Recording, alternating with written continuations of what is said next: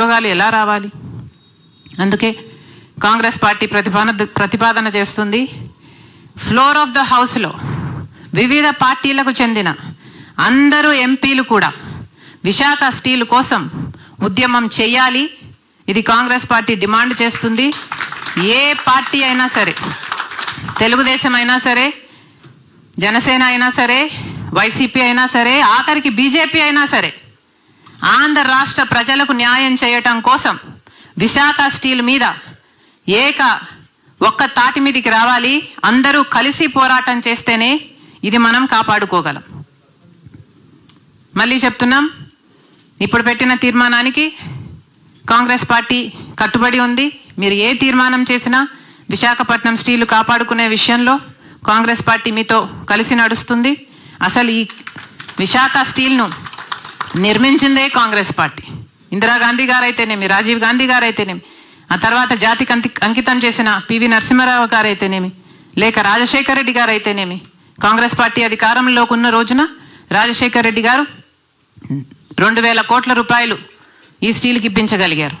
4,000 మందికి ఉద్యోగాలు ఇప్పించగలిగారు. అసలు క్యాప్టివ్ మైన్స్ విశాఖ స్టీల్కు కలిగి ఉండాలి అని ఆ రోజు అనంతపూర్లో ఒక మైన్స్ని ఐడెంటిఫై చేసి ట్రైపార్టీ అగ్రిమెంట్ వరకు కూడా తీసుకువెళ్లారు. అప్పటికి 3 మిలియన్ టన్స్ ఉన్న ఈ ప్లాంట్ని 7 మిలియన్ టన్స్కి ఉత్పత్తి రావడానికి కారణం కూడా రాజశేఖర రెడ్డి గారు, కాంగ్రెస్ పార్టీ. మళ్ళీ చెప్తున్నాం, నేను పిసిసి అయిన తర్వాత కూడా విశాఖపట్నం స్టీల్ కోసం వాళ్ళని టర్మినేట్ చేస్తే 5,000 మందిని వచ్చి అక్కడ కొట్లాడడం జరిగింది. మొన్న కూడా నిరాహార దీక్ష చేయడం జరిగింది. మళ్ళీ చెప్తున్నాం, మీకు ఏ కష్టం వచ్చినా కాంగ్రెస్ పార్టీ మీ పక్షాన ఉంది.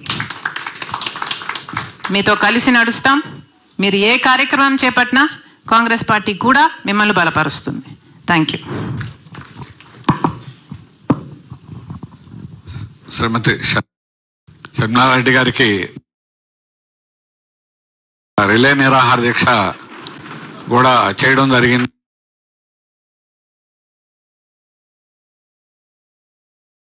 మరి ఇప్పుడు చంద్రబాబు గారు దీనికి ఏం సమాధానం చెప్తారు? చంద్రబాబు గారు ఒకప్పుడు వాజ్పేయి ప్రధానమంత్రిగా ఉన్నప్పుడు విశాఖ స్టీల్ని ప్రైవేటైజ్ కాకుండా అడ్డుకుంది కూడా నేనే అని చెప్పాడు. ప్రతిపక్ష నాయకుడిగా నా ప్రాణాలు అడ్డేసైనా సరే విశాఖ స్టీల్ను ప్రైవేటైజ్ కానీయము అని చెప్పారు. ఆఖరికి రాజీనామా చేస్తాము అని లెటర్ కూడా ఇచ్చారు. మరి ఇప్పుడు ఎందుకు మాట్లాడటం లేదు చంద్రబాబు గారు? ఈరోజు బీజేపీ పార్టీ కేంద్రంలో అధికారంలో ఉంది అంటే దానికి కారణం ఆంధ్ర రాష్ట్ర ఎంపీలు ఇస్తున్న మద్దతు. అంటే తెలుగుదేశం పార్టీ అయితేనేమి, జనసేన అయితేనేమి, అన్అఫీషియల్గా వైసీపీ అయితేనేమి, ఇలా అందరూ బీజేపీని ఎత్తి పట్టుకున్నారు. ఈరోజు బీజేపీ పార్టీ అధికారంలో ఉంది అంటే దానికి కారణం ఆంధ్రప్రదేశ్లో ఎన్నికైన ఈ ఎంపీలే. ఆఖరికి మొన్న రాజ్యసభలో కూడా చూసాం, ఆర్ఎస్ఎస్ క్యాండిడేట్ ఎన్నికయ్యాడు అంటే దానికి కారణం కూడా ఆంధ్ర రాష్ట్ర ఎంపీలందరూ. అంటే కలిసికట్టుగా ఉన్నారు వీళ్ళందరూ. బీజేపీని ఎత్తి పట్టుకునే విషయంలో, బీజేపీకి మద్దతు ఇచ్చే విషయంలో ఆంధ్ర రాష్ట్రానికి చెందిన 25 మంది లోక్సభ ఎంపీలు, 11 మంది రాజ్యసభ ఎంపీలు, ఇర్రెస్పెక్టివ్ ఆఫ్ పార్టీస్ అందరూ బీజేపీతో కూటమే కట్టారు. ఇది వాస్తవం. కానీ స్వార్థ రాజకీయాల కోసం కూటమి కడుతున్నారు. కానీ ఎందుకు విశాఖపట్నం స్టీల్ కోసం ఐక్యమత్యంగా ఎందుకు నిలబడటం లేదు? ప్రత్యేక హోదా కోసం ఐక్యమత్యంగా ఎందుకు నిలబడటం లేదు?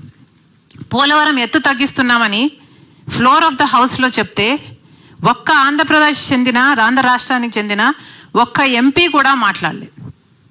ఎందుకని? ఈ ఎంపీలంతా నిలబడితేనే ఏదైనా సాధించుకోగలం. ప్రజాస్వామ్యంలో చట్టసభలకి ఒక విలువ ఉంది. ఉన్న నాయకులకు చట్టసభలకు వెళ్ళడమే మానేస్తే ఇక చట్టసభలకు వాళ్ళకి ఎన్నికై ఏమి లాభం ఉంది? చట్టసభలకు వెళ్ళాలి, ఫ్లోర్ ఆఫ్ ద హౌస్లో కొట్లాడాలి, మన రాష్ట్రానికి రావాల్సిన మేలును సాధించుకోవాలి. ఈరోజు విశాఖపట్నం స్టీల్కు సంబంధించి ఇందాక అన్నగారు చెప్పినట్టు ఆ భూముల విలువ దాదాపు 20,000 ఎకరాల భూమి ఉంది. ఆ భూముల విలువ 4 లక్షల కోట్లు లేదా 5 లక్షల కోట్లు విలువ చేస్తుంది. అందుకోసమే మోడీ గారు ఆపరేషన్ సైలెంట్ కిల్లింగ్ అనేది మొదలుపెట్టారు విశాఖపట్నం స్టీల్ మీద. మొత్తం అంతా కుట్రలో భాగమే. ఒక్కొక్క విషయంలోనూ విశాఖపట్నం స్టీల్కు సంబంధించి రా మెటీరియల్ అయితేనేమి, క్యాప్టివ్ మైన్స్ ఇవ్వకపోవడం అయితేనేమి, ట్రాన్స్పోర్ట్ లాజిస్టిక్స్ అయితేనేమి, ఎన్ఎండిసి అయనోర్ అయినా సరే, బొగ్గైనా సరే, ఎలక్ట్రిసిటీ అయినా సరే, గంగవరం పోర్ట్ ఇచ్చేయడం అయినా సరే, ఇలా అన్ని విషయాలలో ఉన్న ప్రభుత్వాలన్నీ కుట్రతో విశాఖపట్నం స్టీల్ని ఈరోజు ఈ స్థాయికి తీసుకొచ్చాయి. కొన ఊపిరితో ఉంది. ఇప్పటికీ కూడా 2021లో department of investment and public asset management వాళ్ళు చాలా స్పష్టంగా 100% డిస్ఇన్వెస్ట్మెంట్ చేస్తాము, ఇది మా నిర్ణయము అని చెప్పిన తర్వాత కూడా ఈ ఎంపీలలో ఏ ఒక్కరూ కూడా పార్లమెంటులో ఉద్యమించలేదు. మొన్న ఈ సంవత్సరము కూడా ఆ డిసిషన్ నిలబడుతుంది, ఆ డిసిషన్లో ఏ మార్పు లేదు అని ఫ్లోర్ ఆఫ్ ద హౌస్లో చెప్పినా కూడా ఏ చలనము లేదు. మరి ఏదైనా ఎలా సాధించుకోగలం? ఎన్నికైన నాయకులకు ఉండాలి. మేము ఎందుకు ఎన్నికయ్యాం, మమ్మల్ని ఎవరు ఎంపిక చేశారు, మేము ఎందుకున్నాం ఇక్కడ అని చిత్తశుద్ధితో వాళ్ళు పని చేయకపోతే ప్రజలు మాత్రం ఏం చేయగలరు? ఇప్పటికీ ప్రత్యేక హోదా వచ్చినుంటే మన రాష్ట్రం ఎక్కడో ఉండు. కానీ అధికారంలోకి వచ్చిన ప్రతి ఒక్కరూ వాళ్ళ స్వార్థ రాజకీయాల కోసం బీజేపీ పార్టీకి లొంగిపోయారు. ఇప్పుడు ఈ స్థితి. కనీసం ఒక రాజధాని ఉందా అంటే అది కూడా లేని పరిస్థితి. మరి ఎలా బ్రతకాలి? మన బిడ్డలకు ఉద్యోగాలు ఎలా రావాలి? అందుకే కాంగ్రెస్ పార్టీ ప్రతిపాదన చేస్తుంది, ఫ్లోర్ ఆఫ్ ద హౌస్లో వివిధ పార్టీలకు చెందిన అందరూ ఎంపీలు కూడా విశాఖ స్టీల్ కోసం ఉద్యమం చేయాలి. ఇది కాంగ్రెస్ పార్టీ డిమాండ్ చేస్తుంది.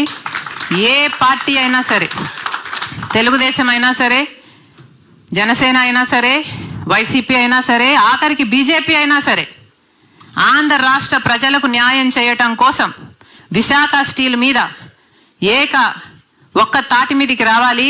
అందరూ కలిసి పోరాటం చేస్తేనే ఇది మనం కాపాడుకోగలం. మళ్ళీ చెప్తున్నాం, ఇప్పుడు పెట్టిన తీర్మానానికి కాంగ్రెస్ పార్టీ కట్టుబడి ఉంది.